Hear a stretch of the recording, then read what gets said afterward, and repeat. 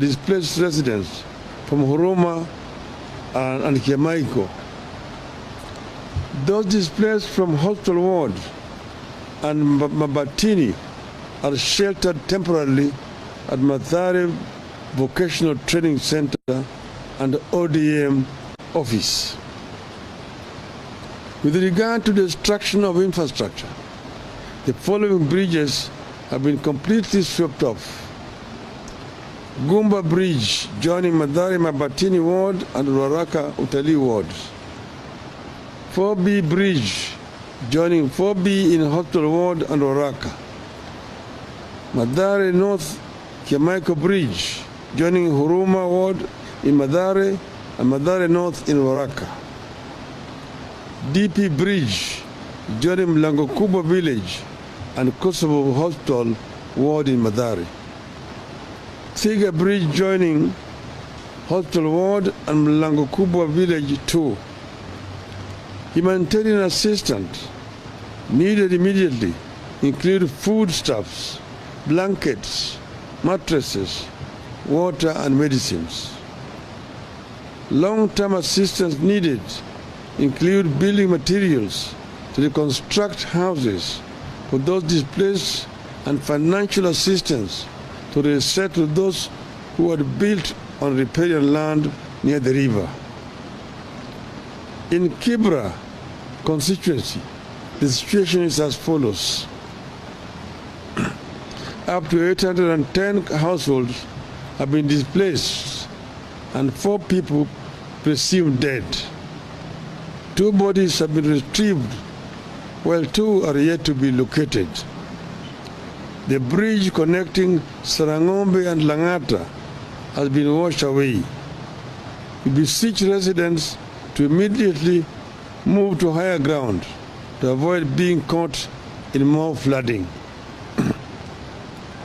In Embakasi South constituency, the unfolding situation is as this. Nairobi River has broken the banks and swept into Kware Primary School, where it is about 3 feet high. It has covered the houses at Kimondo area and has filled the Bimji Kware hole. In Kwanjenga, the water has backed up the road all the way to Ebenezer's shop. In Kwaruben, the whole of the lower Ruben is underwater. The 3 bridges connecting Kwaruben and Makadara have been swept away. That is the Sinai Ruben Bridge, the Lungalunga Ruben Bridge, and the Kingston Ruben Bridge. The Kware Sinai Bridge has also been swept away. There are clear indications that any existing emergency systems are overwhelmed and will not cope the more the disaster unravels. It is therefore our urgent appeal that 1. The President and government hereby declare the floods a national disaster and immediately activate all emergency mechanisms, including military disaster response teams. 2. The Red Cross moves to launch an emergency disaster support kitty to assist families affected by the flooding for urgent distribution on a case-by-case basis.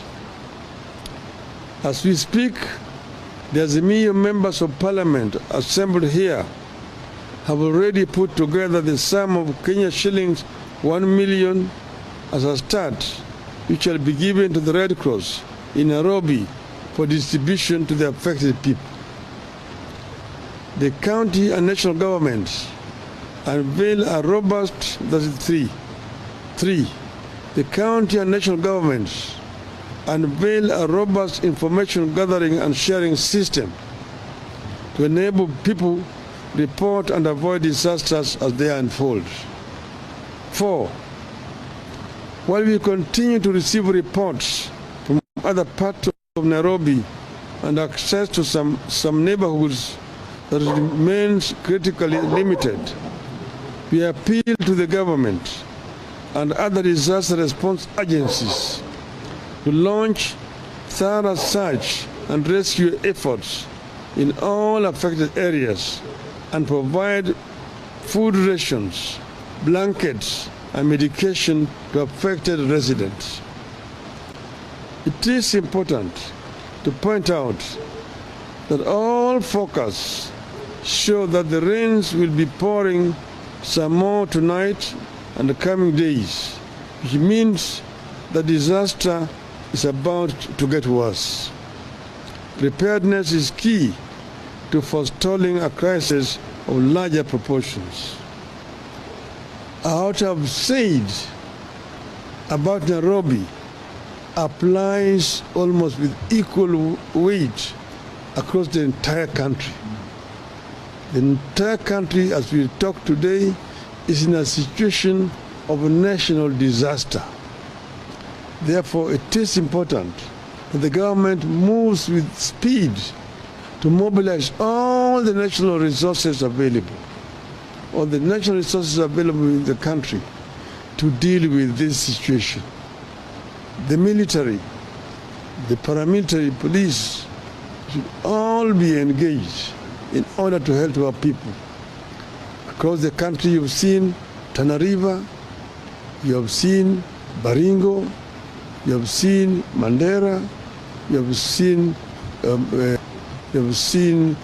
Nyando, you have seen Busia, you have seen, it's all over the country.